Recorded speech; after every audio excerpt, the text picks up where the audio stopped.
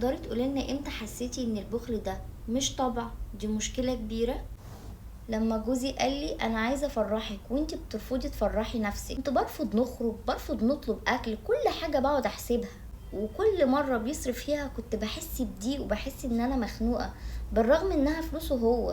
يعني مثلا في عيد جوازنا جاب لي هديه حلوه قوي، حسيت ان انا ما اقدرش اعمل زيه.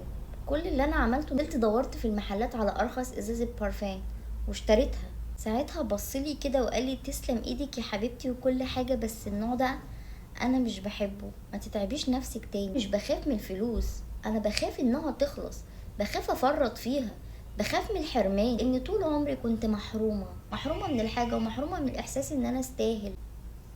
كتير قوي كنت بطلب منهم حاجات في طفولتي وكانوا بيرفضوها. طول الوقت يقولوا لي عندك، حتى لو الجزمه بتاعتي كانت مقطوعه يقولوا لي عندك اهي، ما هي مأديه الغرض. كتير قوي كان يجي العيد عليا ومش لابسه لبس جديد، وده كان بالنسبه لهم حاجه عاديه. يعني ان انا اطلب ان انا عايد بلبس جديد كان بالنسبه لهم ده دلع. كان تحويش الفلوس بالنسبه لهم اهم من احساسي، حرماني بالنسبه لهم ولا حاجه. لو كنت قلت نفسي في حاجه كان يقولوا دي رفاهيه، مش حاجات ضروريه، يعني اسكتي.